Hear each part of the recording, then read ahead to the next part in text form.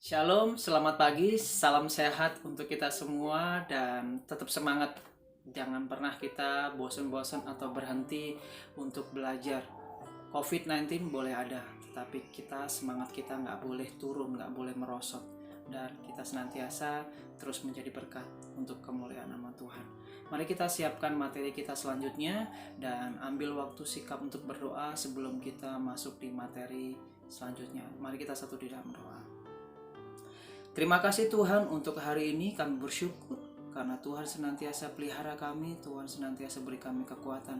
Kami siap untuk memulai materi kami di hari ini. Biarlah Tuhan dari awal, pertengahan hingga akhir Tuhan sertai. Hanya di dalam nama Tuhan Yesus kami berucap syukur. Haleluya Tuhan. Amin. Hari ini kita akan masuk di bab ke-14, yaitu bab yang paling terakhir di mapel pendidikan agama Kristen. Nah, di bab ke-14 ini lanjutan dari bab ke-13, yaitu salah satu beberapa buah roh yang harus kita pelajari. Di mana kita nanti di bab ke-14 ini sesuai judulnya, sesuai temanya, yaitu kemurahan dan kebaikan, kesetiaan, kelemah lembutan, dan penguasaan diri. Nah, kalau kita membaca di Galatia 5 ayat 16 sampai 26, di situ jelas katakan ada perbuatan-perbuatan daging yang Tuhan benci dan ada buah roh yang harus dimiliki orang-orang percaya. Baik itu kasih, sukacita, kemurahan, kebaikan, damai sejahtera, terus kelemah lembutan dan penguasaan diri. Ada 9 poin yang harus kita terapkan dalam kehidupan kita sehari-hari. Nah, di bab ke-14 ini ada 4 poin, yaitu kemurahan dan kebaikan, kesetiaan, kelemah lembutan, dan penguasaan diri. Nah, di poin yang pertama yaitu poin A, kemurahan dan kebaikan. Kemurahan dan kebaikan memiliki arti yang hampir sama. Jadi kemurahan dan kebaikan adalah sikap hidup rela, hati menolong orang lain tanpa mengharapkan imbalan atau tanpa pamrih. Nah, kalau kita tahu bahwa menurut iman Kristiani, dasar kemurahan dan kebaikan dipahami sebagai tanggapan atau respon manusia terhadap kemurahan dan kebaikan Allah yang terlebih dahulu mengasihi manusia. Kalau kita melihat di Yohanes 3 ayat 16, di situ jelas katakan bahwa begitu besar kasih Allah akan dunia ini sehingga Ia mengaruniakan Anak yang tunggal supaya barang siapa yang percaya kepadanya tidak binasa melainkan beroleh hidup yang kekal. Di sini kita bisa melihat kemurahan dan kebaikan Tuhan. Jadi bukan karena kita masuk surga, bukan karena kita diberkati Tuhan, bukan karena kebaikan kita atau segala tindakan kita saja, tetapi justru Tuhan sendiri yang melakukan dengan kemurahannya, dengan kebaikannya. Dia datang sebagai manusia dan menyelamatkan kita, umat orang-orang yang percaya kepadanya. Nah, di sini kita bisa melihat Allah adalah pribadi yang penuh dengan kemurahan dan kebaikan. Nah, itu sebabnya hidup kita ini sebagai umat Kristiani tidak lepas dari kemurahan dan kebaikannya. Jadi, hidup kita ini sebagai umat Kristiani tidak lepas dari kemurahan dan kebaikannya. Dia yang selalu bermurah hati memenuhi kebutuhan hidup kita menurut kekayaan dan kemuliaannya. Nah, karena itu Tuhan Yesus memberi perintah kepada kita supaya meneladani kemurahan dan kebaikannya dalam kehidupan kita setiap hari, dengan selalu berbaik hati kepada orang lain yang membutuhkan pertolongan kita. Nah, di masa pandemi seperti ini, seringkali kita juga diuji. Loh Tuhan, saya ini kan kekurangan, masa saya harus belajar untuk memberi atau menolong atau berbaik hati kepada orang lain. Tetapi justru di sini kita belajar bagaimana Tuhan Yesus sudah berfirman di dalam kehidupan kita melalui firman-Nya di Matius pasal 5 ayat ke-16.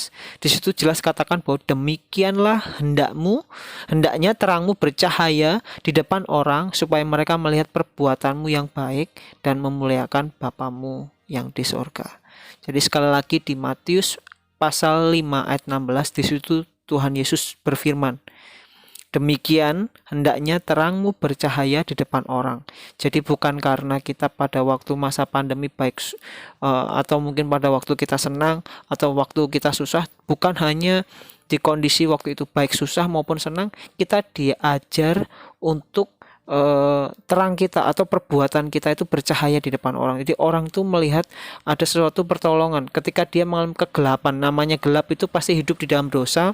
Ketika kita baik hati sama orang, ketika hidup mereka terpuruk, kita bercahaya, hidup kita itu atau terang kita itu bercahaya. Itu tandanya supaya kita menjadi berkat. Dan di situ poin pentingnya di mana Tuhan Yesus mengajarkan kita bagaimana perbuatan yang baik dan memuliakan Bapa kita di surga. Disinilah pesan yang Tuhan Yesus sampaikan. Bagaimana kemurahan dan kebaikan Tuhan itu dapat kita rasakan melalui pengorbanannya di atas kayu salib, sudah mengampuni, sudah menebus hidup kita. Masa sih kita menolong orang yang membutuhkan pertolongan kita nggak mau tolong? Nah, disinilah kita belajar bagaimana Tuhan sudah menyatakan kemurahan dan kebaikannya. Kita juga manusia juga harus menyatakan dengan sesama kita, menolong mereka. Apalagi di masa pandemi seperti ini. Kalau kita nggak bisa menolong secara materi, minimal kita menolong lewat doa-doa kita.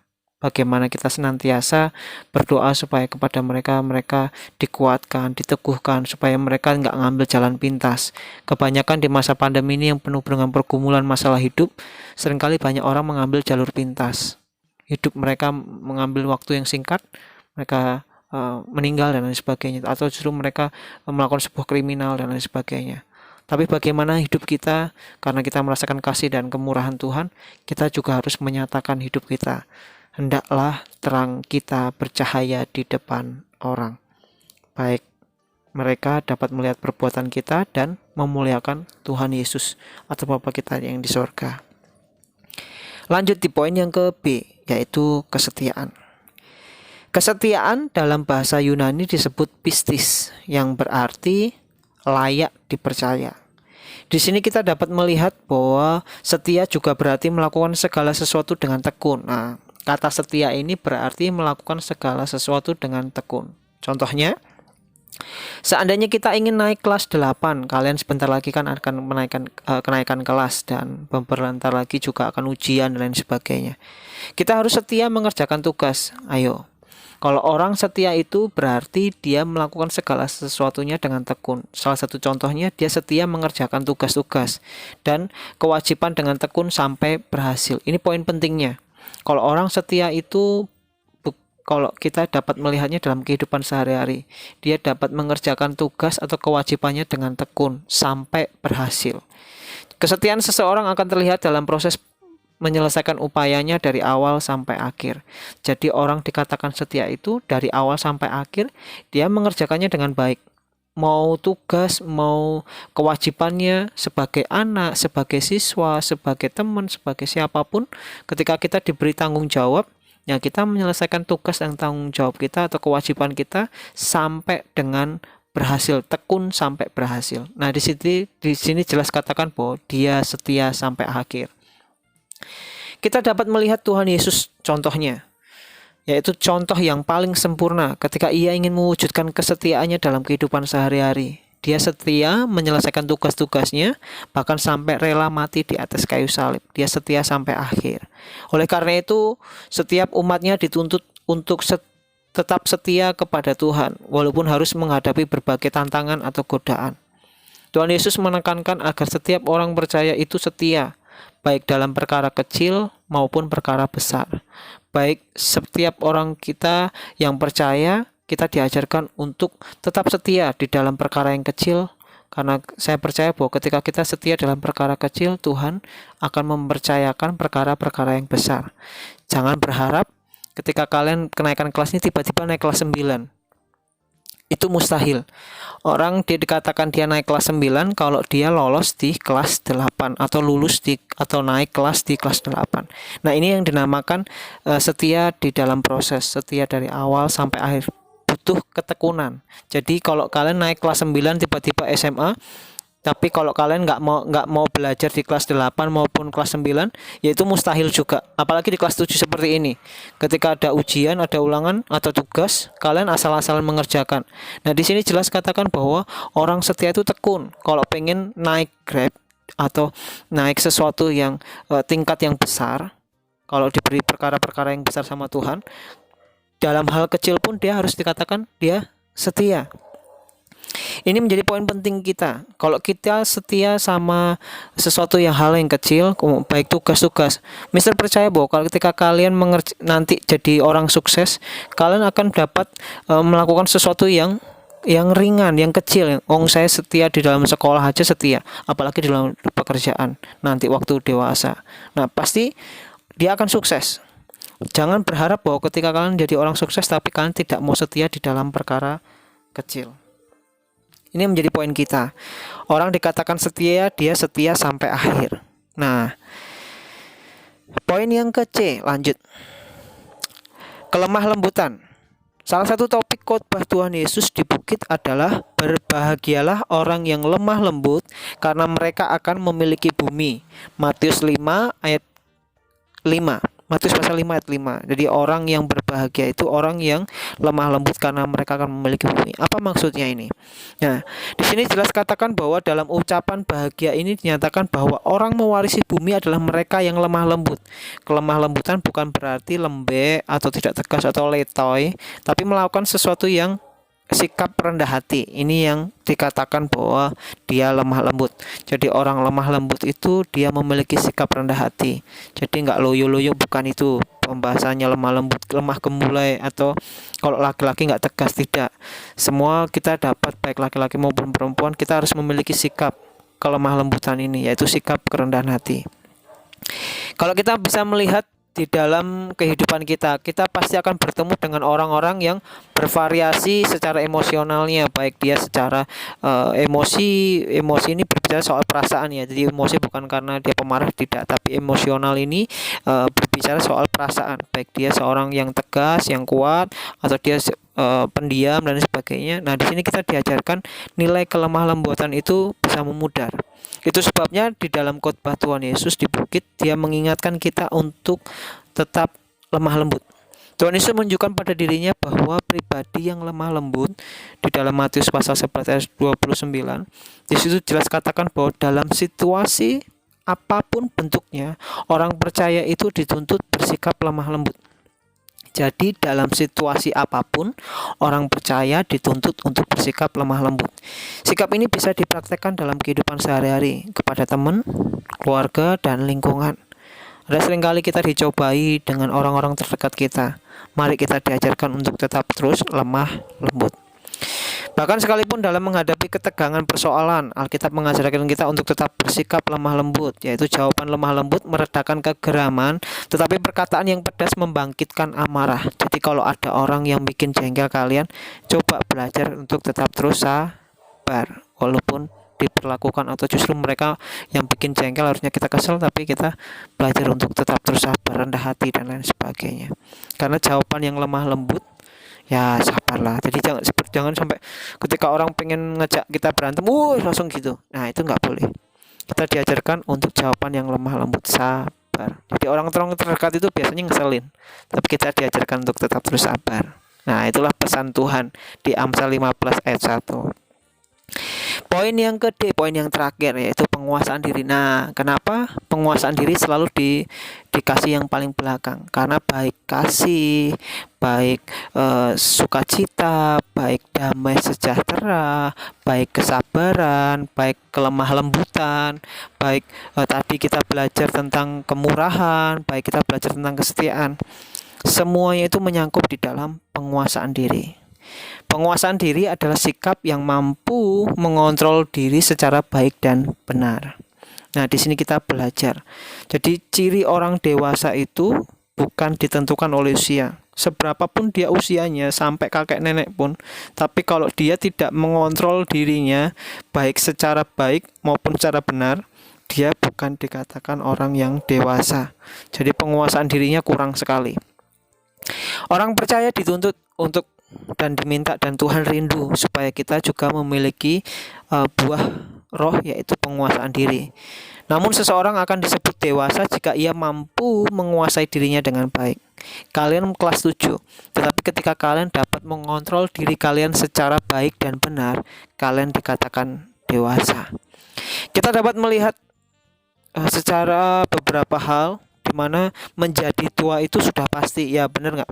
kalian naik kelas 8, naik kelas 9, SMA dan seterusnya, menjadi tua itu sudah pasti dan otomatis terjadi karena faktor usia. Namun menjadi dewasa, ini menjadi poin penting. Menjadi tua itu pasti, tetapi menjadi dewasa itu perlu diproses, perlu benar-benar kita dapat mengendalikan atau menguasai diri, di mana kita lebih lagi dan berusaha untuk serius pada diri kita sendiri.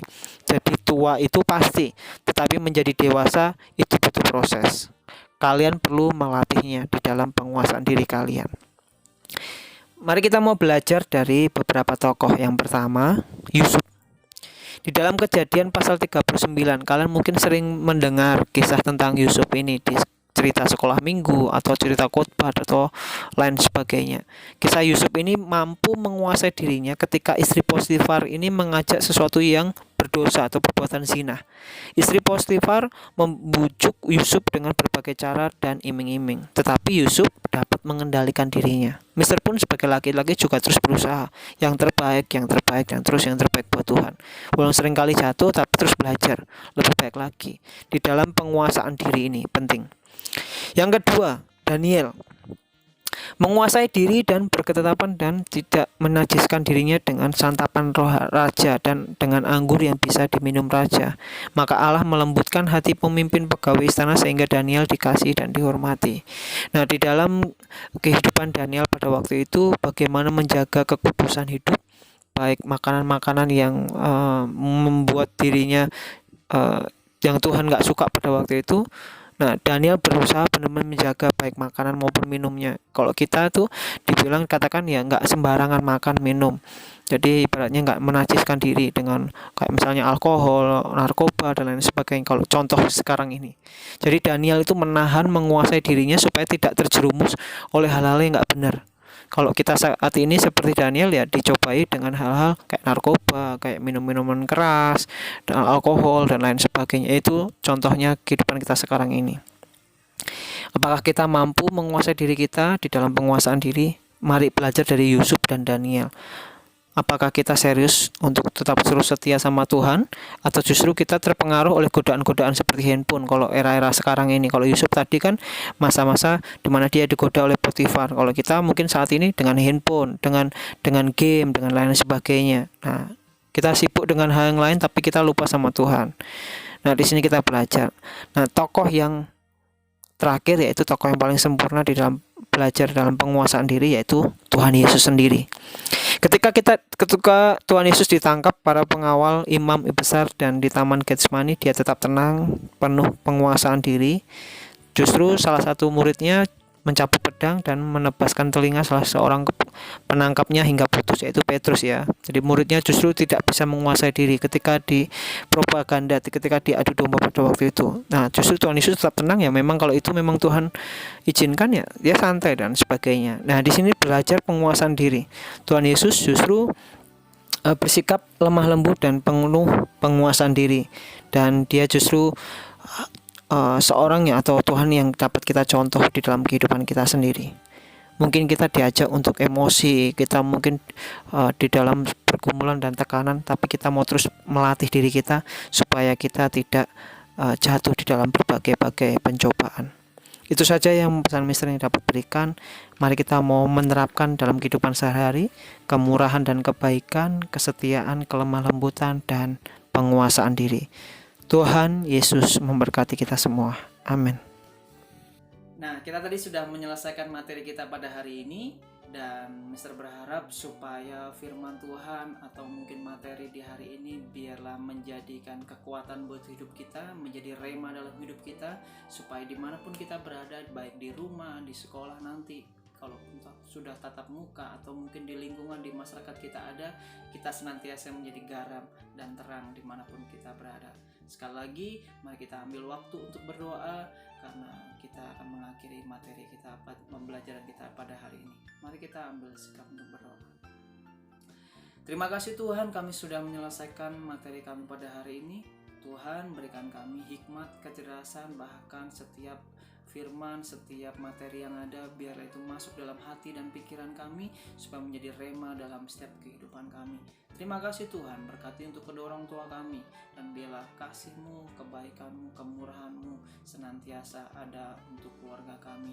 Di dalam nama Tuhan Yesus, kami akhiri materi kami pada hari ini. Haleluya. Amin.